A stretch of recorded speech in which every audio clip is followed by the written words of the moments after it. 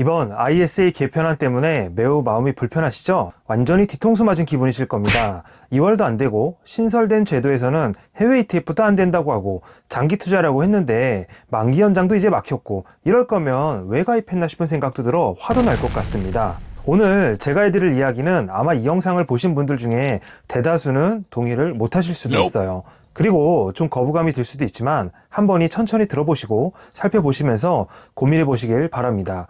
제가 서두에 이런 이야기를 하는 이유는 지금 유튜브에 올라와 있는 대다수의 ISA 큰일 났다고 말하는 영상들과 반대되는 이야기를 하기 때문입니다. 그렇지만 저는 남들의 이야기를 그대로 수용하여 받아들이기보다 제 스스로 다시 한번 되뇌어 보이는 경우가 많은데요. 이번 ISA 개편안은 저와는 의견이 다른 이야기들이 너무나 많아서 저의 경험과 시선을 바탕으로 드리는 이야기도 한 번은 해봐도 되겠다 싶어서 영상을 찍게 되었습니다. 대다수의 사람들은 비판이나 정치적인 비난이 더 많으실 수도 있는데 이 영상을 보신 분들 중 일부는 제가 드리는 말씀을 듣고 비관하지 않으시고 그 속에서 길을 찾아 좋은 선택을 하여 잘 헤쳐나갈 수 있으리라고 생각합니다. 그럼 왜 그런지 시작하겠습니다.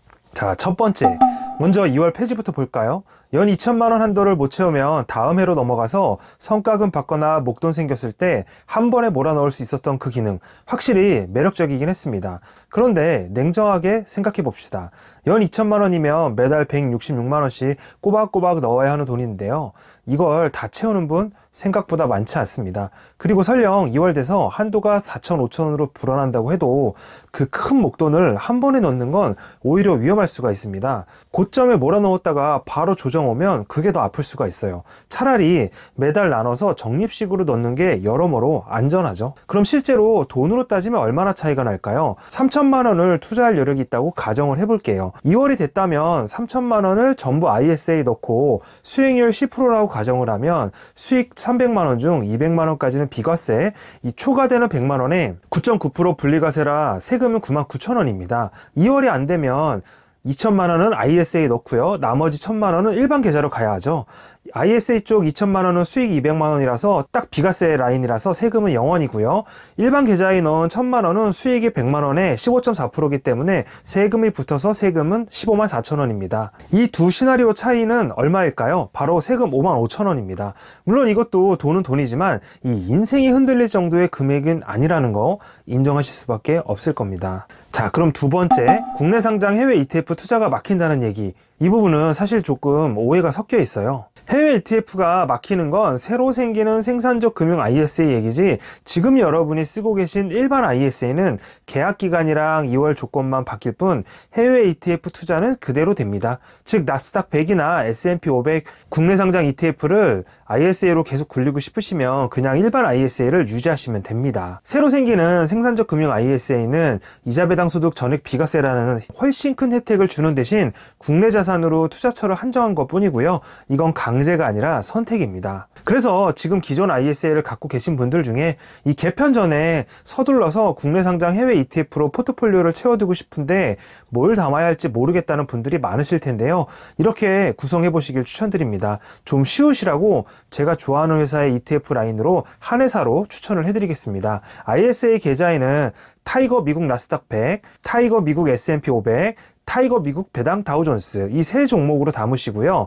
일반 계좌에는 타이거 반도체 탑10, 타이거 200처럼 국내 종목을 담으시면 됩니다. 원래 국내 주식 매매 차익은 세금이 없으니까요. 그건 일반 계좌로 편하게 넣고 세금이 붙는 국내 상장 해외 ETF는 ISA 안에서 굴려야 비과세와 분리과세 혜택을 그대로 누릴 수가 있는 거죠.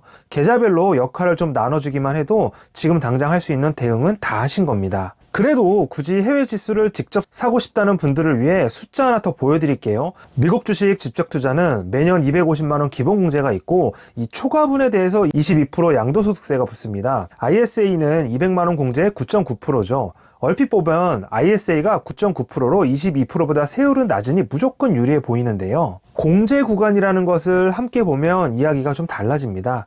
2천만 원 원금 기준으로 수익률이 14.5%보다 낮으면 오히려 해외 직투 쪽이 세금이 더 적어요.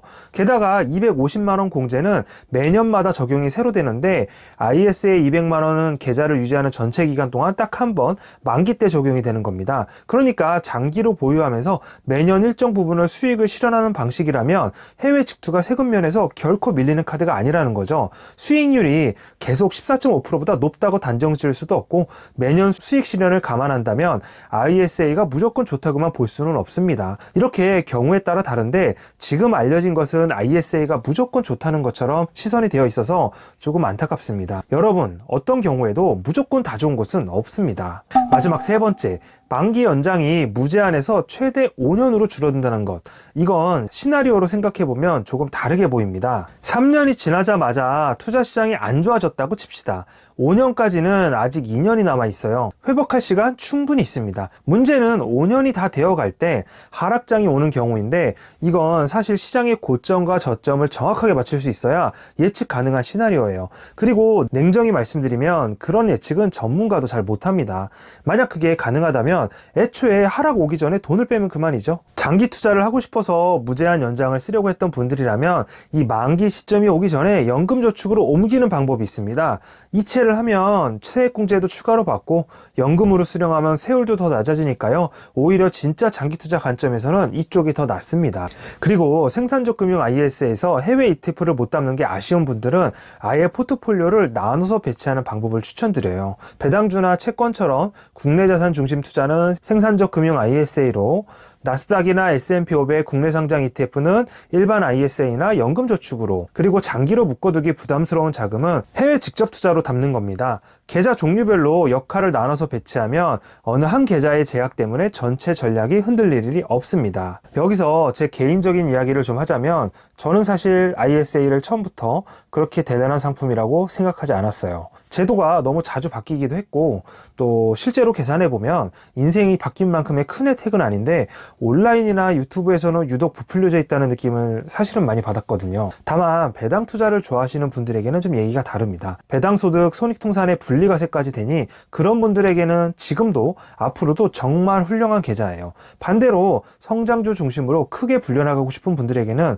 원래도 ISA가 그렇게까지 매력적인 무기는 아니었다고 생각합니다. 그러니 이번 개편도 시선을 조금만 돌리면 방법이 보입니다. 제가 정말 걱정하는 건 따로 있습니다. 이번에 손댄 건 ISA인데 다음에 연금저축이나 IRP를 건드릴까봐 그게 걱정이에요.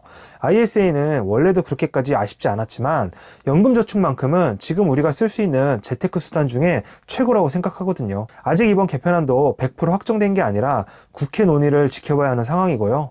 정책이라는 게 원래 당근과 치칙을 같이 내놓는다고들 하는데 그 말이 이번만큼은 진짜 맞기를 바랍니다. 연금저축 IRP를 어떻게 굴려야 하는지, 그리고 이번 개편이 실제로 국회를 통과하면 뭐가 어떻게 달라지는지는 앞으로 영상에서 계속 짚어드리겠습니다. 연금저축과 IRP 이번에 무사히 넘어갔지만 다음엔 어떻게 될지 아무도 모릅니다. 미리 대비하고 싶으신 분들은 구독 눌러주시고 다음 영상에서 만나 뵙도록 하겠습니다. 오늘도 시청해주셔서 감사합니다.